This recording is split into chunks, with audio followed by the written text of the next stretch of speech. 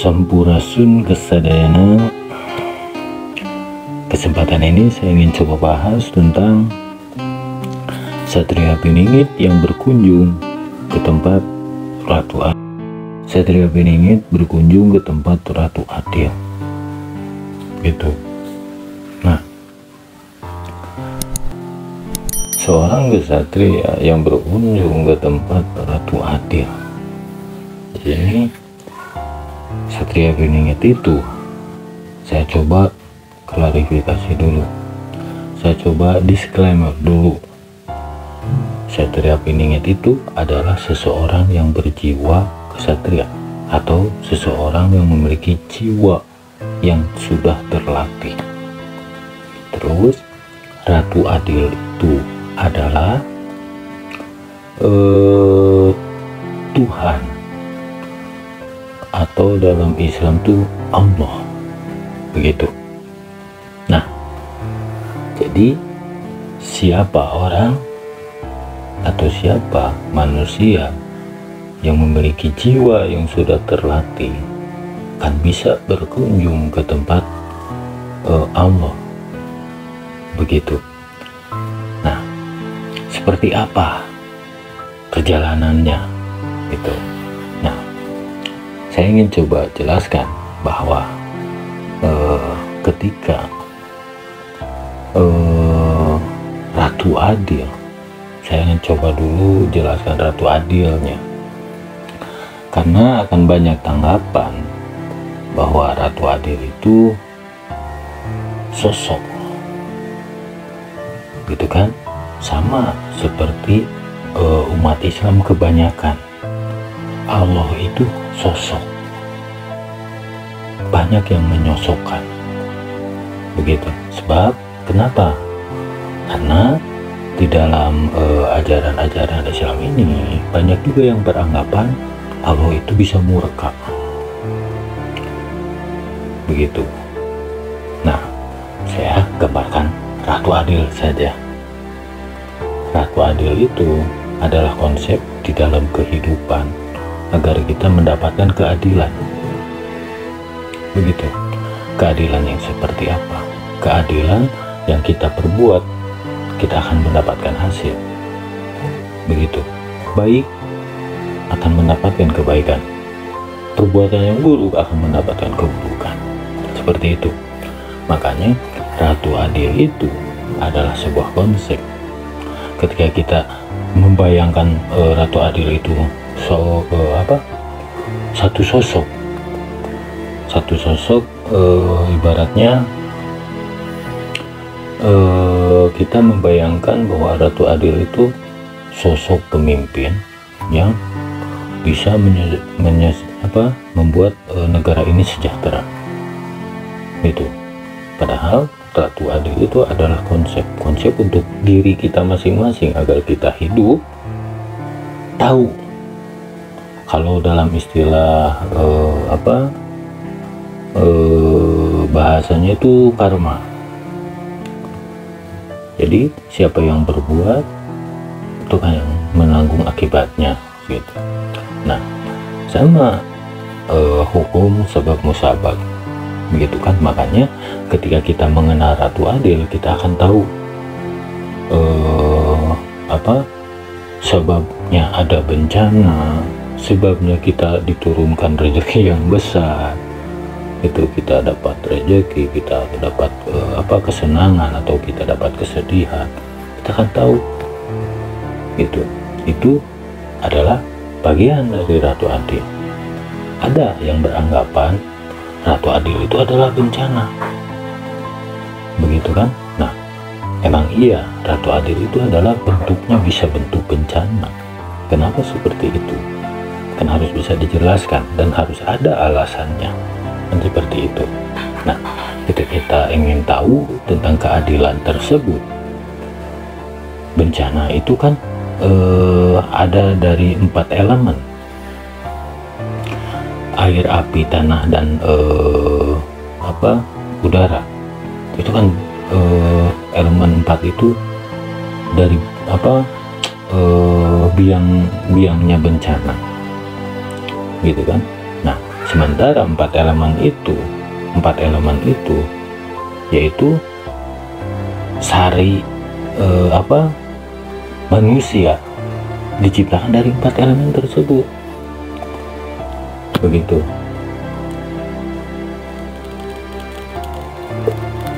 Nah, agar kita tahu bisa terjadinya bencana, kita harus mempelajari empat elemen tersebut. Begitu. Nah, yang sering kita lihat itu kan bencana tentang banjir, itu yang paling sering. Tentang angin puting beliung, gempa, itu yang paling sering, gitu kan? Itu bencana tuh. Sementara kalau bencana angin, bencana api, itu kan kadang-kadang, tapi lebih sering itu bencana bergejolak di dalam diri kita sendiri kalau api. Begitu. Makanya digambarkan dalam film Avatar juga, seorang pengendali api itu bisa keluar dari dirinya, apinya itu. Sementara elemen yang lain harus ada medianya, kan seperti itu. Nah, kalau kita ingin tahu atau kita ingin mengenal Ratu Adil, karena ada yang beranggapan bahwa Ratu Adil itu adalah bencana. Kalau nggak salah, beliau namanya Abah Uci, bukan Abah Uci, Abah siapa ya, yang banyak tatonya itu. Tapi beliau saya salut tentang paham-paham yang mendalam tentang Sunda Wiwitan gitu kan. Siapa namanya saya lupa, maaf. Beliau beranggapan Ratu Adil itu adalah bencana. Nah, saya coba pelajari kenapa bisa bencana, dan akhirnya saya mengetahui alasannya gitu kan. Nah, alasan kenapa Ratu Adil itu bencana, karena itu kan dari sebab musabab. Misalkan bencana banjir itu berarti elemen air. Elemen air kalau dalam diri manusia itu tentang kehidupan, karena air itu kahuripan, begitu kan. Nah, supaya hidup ini, manusia ini menjalankan kehidupan ini ya, kita harus ingat bahwa bencana itu karena ulah manusia, begitu kan. Nah, hidup ini, manusia ini harus bisa gitu menenangkan kehidupannya, atau menenangkan air, menenangkan kehidupannya. Jangan sampai air ini bisa bergejolak, atau kita tidak bisa mewadahi, menampung air, atau menampung kehidupan kita sendiri. Seperti contoh, banyak orang yang tidak bisa menyukuri tentang hidupnya, tidak bisa menerima apa yang mereka dapatkan gitu. Banyak orang yang seperti itu. Nah, itu salah satu penyebab terjadinya bencana banjir. Seperti apa contohnya? Saya pernah membuat konten tentang bencana itu menggambarkan tentang Ratu Adil.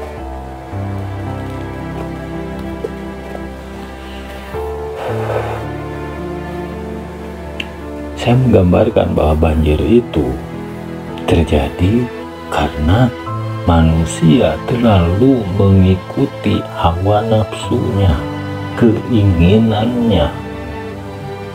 Itu sebabnya terjadi banjir. Percaya atau tidak apa yang saya sampaikan, kembali pada diri teman masing-masing. Sebab jika kita ingin tahu Ratu Adil, ya kita harus bisa berkunjung ke tempatnya. Kalau kita bisa berkunjung ke tempatnya, berarti kita udah tahu alamatnya. Kan seperti itu gambarannya. Nah, kalau banjir itu disebut Ratu Adil, berarti kita harus tahu sebabnya. Kan tadi saya bilang seperti itu. Nah, sebab banjir itu adalah kebanyakan manusia mengikuti hawa nafsunya, gitu kan. Di dalam Islam kita diajarkan jangan mengikuti hawa nafsu, jangan riya, tapi mereka malah justru riya di dalam hidupnya, karena tidak sedikit orang ingin dilihat oleh orang lain tentang kesuksesannya.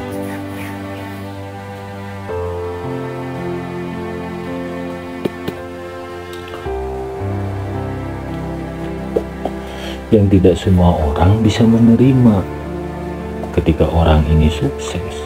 Orang ini ingin dilihat oleh orang banyak, temannya, saudaranya, atau siapa yang dia kenal. Tidak semua orang yang dia kenal itu bisa menerimanya, gitu kan. Ada juga orang yang iri dengan kesuksesannya. Nah, apa yang ditimbulkan dari hal tersebut? Energi yang negatif. Tidak sadar kita membangun energi yang negatif pada orang lain. Itu karena ulah kita, begitu kan. Masih mending di dalam kesuksesan kita, tapi kita banyak yang suka, ibaratnya banyak yang senang, tidak banyak yang iri atau yang dengki pada kita. Itu akan menjadi energi yang positif. Tapi ketika banyak orang yang malah justru iri dengki pada kita, itu kan membangun energi yang negatif. Nah, itu penyebab bencana itu. Seperti apa contoh-contohnya? Banyak. Sekarang begini, banyak orang yang berbisnis. Saya hanya bercerita tentang pengalaman saya saja. Saya pernah mengalami ini. Dulu saya punya usaha yang cukup besar, begitu ya. Karena dulu saya punya usaha, saya ingin dilihat bahwa saya ini bisa sukses tanpa modal spesial pun. Sampai kendaraan mau jenis apapun saya punya, begitu. Itu kan pandangan orang, saya tuh maju usahanya, saya tuh banyak, atau orang jadi orang yang sukses. Padahal di balik layar saya tuh kebingungan untuk saya mengeluarkan biaya per bulan. Pengen mobil ini saya kredit, pengen motor ini saya kredit, pengen barang ini saya kredit, gitu kan. Pengen mesin yang ibarat untuk kerja saya kredit. Total per bulan cicilan saya sampai harus di angka 24 sampai 25 juta per bulan.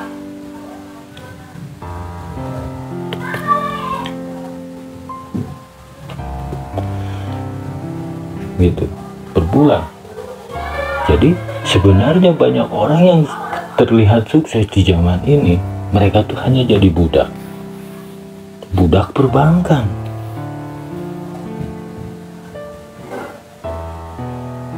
Gitu. Mereka tuh hanya jadi budak perbankan. Yang untung tetap mereka yang ada di perbankan, atau pemerintah yang mengurus pajak, pemerintah yang mengurus tentang keuangan. Nah, kita jadi budaknya, tapi kita memiliki usaha. Mereka bisa lihat usaha saya bisa maju, padahal kan saya tidak mengeluarkan modal dari pinjaman. Sekarang kan banyak yang nawarin pinjaman untuk jadi modal. Emang secara halus itu terkesan bagus, terkesan membangun, tapi di balik layar kita akan digeroti, kita akan dimakan seperti kayu yang dimakan rayap. Kuat di luar, rapuh di dalam.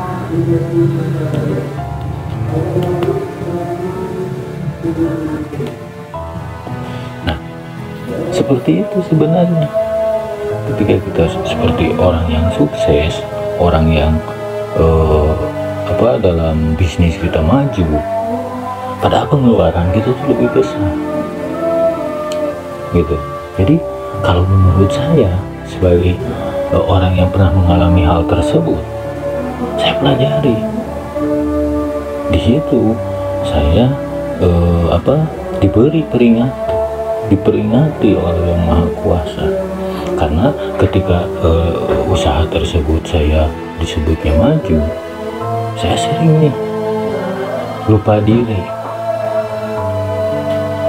Bisa dibilang saya pernah kufur akan nikmat atau akan hasil yang saya dapat, seolah-olah itu hasil saya sendiri.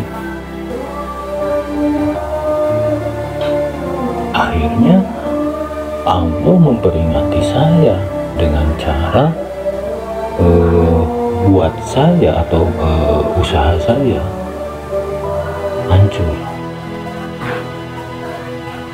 dan sekarang saya harus membangun dari kembali. Nah, dari kejadian tersebut Allah itu akan memperkenalkan kita, memperkenalkan dirinya, memperkenalkan kekuasaannya, kebesarannya pada kita. Gitu. Ketika kita lupa akan hasil yang kita dapat, seolah-olah itu hasil keringatnya sendiri, atau usahanya maju itu karena dirinya sukses, bukan karena Allahnya. Akhirnya saya dijungkal. Masih mending barang yang sudah ada masih bisa saya jual. Coba kalau Allah memberikan peringatan pada kita berupa kebakaran, apa yang bisa saya dapat? Itu kan malah kerugian yang lebih besar. Seperti itu. Nah, dalam mengenal Ratu Adil itu kita harus tahu sebab-sebabnya. Nah, saya menyadari sebabnya saya usaha bisa terjungkal itu karena saya kufur nikmat. Saya lupa bahwa suksesnya saya dulu atau jayanya saya dulu itu karena Allah, bukan karena saya. Saya hanya menjalankan gitu. Dan dibalik itu Allah juga memperkenalkan orang-orang terdekat kita, mana teman, mana saudara, mana orang lain. Allah itu memperkenalkan mereka semuanya pada saya, gitu kan. Ketika saya ada di dalam masa jaya, itu kan orang lain tuh banyak yang anggap saya saudara saya pada datang, teman-teman pada datang, gitu kan. Kalau ada apa-apa datang, gitu kan. Nah, ketika usaha saya down, ambruk, Allah itu memperlihatkan orang-orang tersebut aslinya, gitu kan. Ternyata hanya 1-2 orang yang masih menganggap pada saya teman, masih menganggap pada saya saudara, begitu. Nah, itu kan Ratu Adil, itu konsep, itu keadilan. Jadi makin kesini, makin saya pelajari, saya makin tahu dan makin paham arah hidup ini, begitu. Nah, itulah Ratu Adil. Jadi ternyata yang saya alami di dalam kehidupan saya mendapatkan bencana yang besar.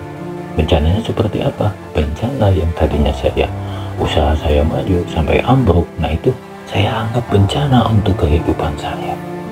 Ternyata karena ulah saya sendiri. Adil karena saya lupa bahwa kesuksesan itu bukan karena saya pribadi, melainkan karena Allah. Saya hanya menjalankan. Waktu itu saya lupa ke sana, saya tidak ingat, bukan lupa lagi, saya tidak tahu arah ke sana. bukan lupa, tapi saya tidak tahu arah ke sana.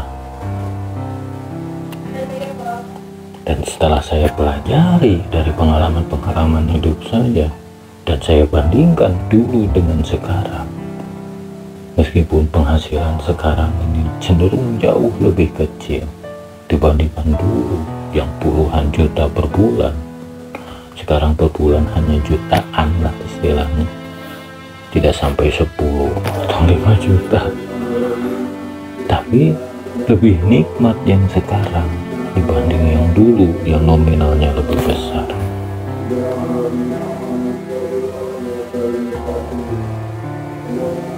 Itulah keadilan.